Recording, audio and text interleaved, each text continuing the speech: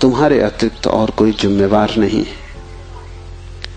उद्यमो भैरवा, चौथा सूत्र है उद्यम ही भैरव है। उद्यम उस आध्यात्मिक प्रयास को कहते हैं जिससे तुम इस कारागृह के बाहर होने की चेष्टा करते हो।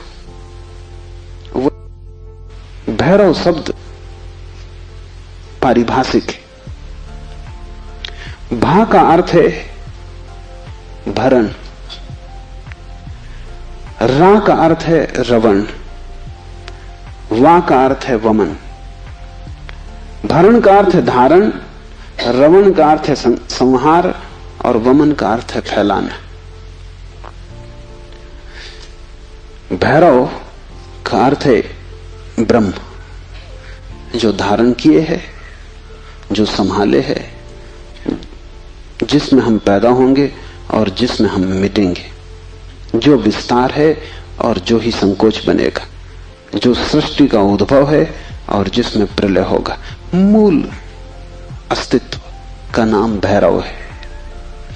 शिव कहते हैं उद्यम ही भैरव है। और जिस दिन भी तुमने आध्यात्मिक जीवन की चेष्टा शुरू की, तुम भैरव होने लगे, तुम परमात्मा के साथ एक होने लगे। तुम्हारी चेष्टा की पहली किरण और तुमने सूरज की तरफ यात्रा शुरू कर दी। पहला ख्याल तुम्हारे भीतर मुक्त होने का, और ज्यादा दूर नहीं है मंजिल, क्योंकि पहला कदम करीब करीब आधी यात्रा है। उद्यम भैरव है। पाओगे, देर लगेगी, मंजिल पहुंचने में समय लगेगा, लेकिन तुमने चेष्टा शुरू की और तुम्हारे भीतर बीज आरोपित हो गया कि मैं उठूं इस कारागृह के बाहर, मैं जाऊं शरीर से मुक्त हूं, मैं हटूं वासना से, मैं अब और बीज न बोऊं इस संसार को बढ़ाने के, मैं और जन्मों की आकांक्षा न करूं। तुम्हारे भीतर जैसे ही ये भाव सघन होना शुरू हुआ कि अब मैं मूर्छा को तोड़ूं और चैतन्य बनूं, वैसे ही तुम भैरव होने लगे, वैसे ही तुम ब्रह्म के साथ एक होने लगे। क्योंकि वस्तुतः तो तुम एक हो ही, सिर्फ तुम्हें स्मरण आ जाए।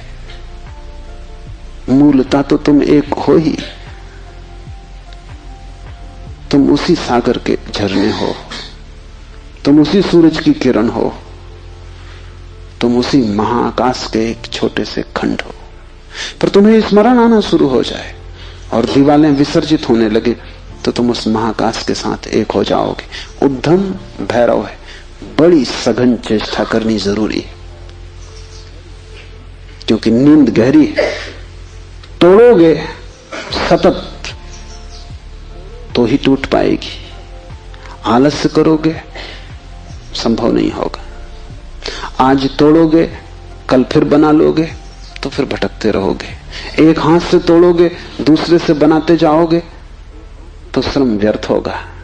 उद्यम का अर्थ है तुम्हारी पूरी चेष्टा संलग्न हो जाए। लोग मेरे पास आते हैं, वो कहते हैं हम करते हैं लेकिन कुछ हो नहीं रहा, और मैं उनकी शक्ल देखता हूं, वो करते हैं ही नहीं, या ऐसा मरे मरे करते हैं जैसे मक्खियां उड़ा रहे हैं।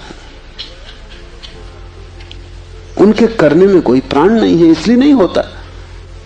लेकिन वो आते ऐसे हैं जैसे कि वो परमात्मा पर कोई बड़ी कृपा कर रहे हैं कि करते हैं और नहीं हो रहा, तो शिकायत लेके आए कि कहीं कुछ गड़बड़ हो रही, कहीं कोई अन्याय हो रहा है, कि दूसरों को हो रहा है, हमें नहीं हो रहा।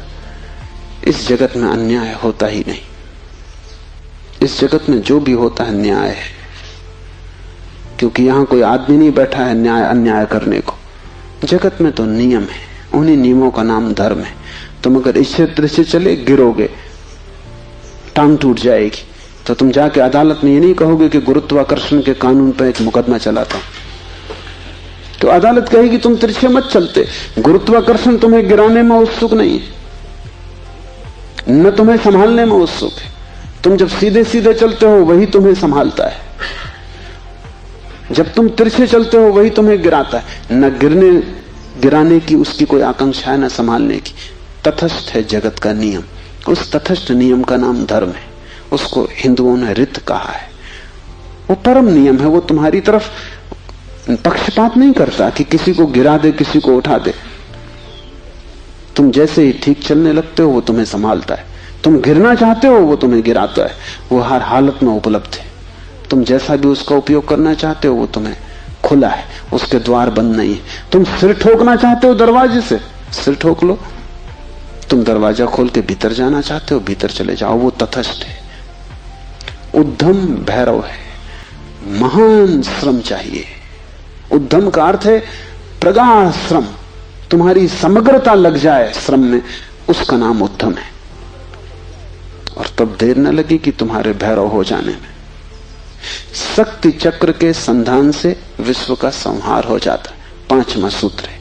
और अगर तुमने ठीक उद्यम किया, अगर तुमने अपनी संपूर्ण ऊर्जा को संलग्न कर दिया चेष्टा में, सत्य की खोज, परमात्मा की खोज या आत्मा की खोज में, तो तुम्हारे भीतर जो शक्ति का चक्र है वो पूर्ण हो जाता है। अभी तुम्हारे भीतर शक्ति का चक्र पूर्ण नहीं है, कटा बटा है। वैज्ञानिक कहते हैं कि बुद्धिमान से बुद्धिमान आदमी भी अपनी 15% से ज्यादा प्रतिभा का उपयोग नहीं करता। 85% प्रतिभा ऐसे ही सड़ जाती। ये तो बुद्धिमान आदमी की बात है। बुद्धू का क्या हिसाब, वो तो शायद करते ही नहीं। हम अपने शरीर की भी ऊर्जा का पूरा उपयोग नहीं करते, 5% ज्यादा से ज्यादा। तो अगर हम मंदे मंदे जीते, अगर हमारा दिया टिमटिमाता टिमटिमाता लगता है, तो कसूर किसका है?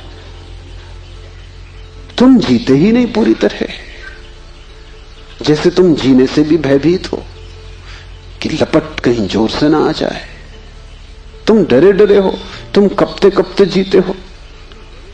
तो फिर शक्ति का जो चक्र है तुम्हारे भीतर वो पूरा नहीं हो पाता। तो तुम्हारी गाड़ी ऐसे चलती है जैसे कभी कार को तुमने देखा हो, पेट्रोल कभी आता कभी नहीं आता, कभी कचरा आता, तो कार ऐसे चलती जैसे हिचकी खा रही हो। बस ऐसा तुम्हारा जीवन है, हिचकी खाते तुम चलते हो।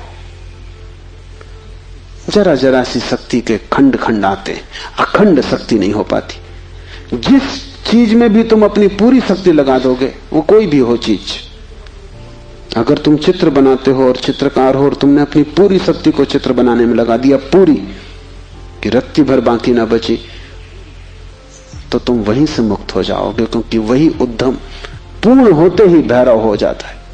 अगर तुम एक मूर्तिकार हो, तुमने सब कुछ मूर्ति में समाहित कर दिया कि मूर्ति बनाते समय तुम ना बचे, बस मूर्ति ही बची, तो शक्ति का चक्र पूरा हो जाता है। जब तुम पूरी शक्ति को निमज्जित करते हो किसी भी कृत्य में, वही ध्यान हो जाता है। भैरव निकट, मंदिर पास आ गया। 5वां सूत्र है, शक्ति चक्र के संधान से विश्व का संहार हो जाता है। और जब भी तुम्हारी शक्ति का चक्र पूरा होता है, टोटल, समग्र, अंश अंश नहीं, पूर्ण, उसी क्षण तुम्हारे लिए विश्व समाप्त हो गया। तुम्हारे लिए फिर कोई संसार नहीं, तुम परमात्मा हो गए, तुम भैरव हो गए, तुम मुक्त हो। फिर तुम्हारे लिए न कोई बंधन है, न कोई शरीर है, न कोई संसार है। पूर्ण शक्ति का प्रयोग स्मरण रखना। इस समाधि साधना शिविर में अगर तुमने पूरी शक्ति को लगाया, ऐसे ही ऊपर ऊपर नहीं ध्यान किए, पूरी शक्ति लगा दी,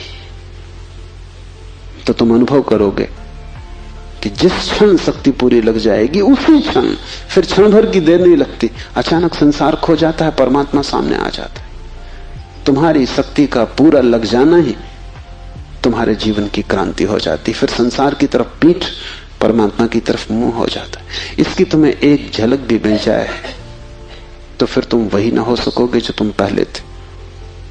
उसकी एक झलक काफी, फिर तुम्हारा जीवन उसी यात्रा में संलग्न हो जाए। तो ध्यान रखना, यहां पूरा अपने को डुबाना तो ही कुछ हो सकेगा। अगर तुमने थोड़ा भी अपने को बचाया तो तुम्हारा श्रम व्यर्थ है। जब तक श्रम उद्यम ना बन जाए, पूर्ण टोटल एफर्ट ना बन जाए, तब तक भैरव की उपलब्धि नहीं। आज इतना ही।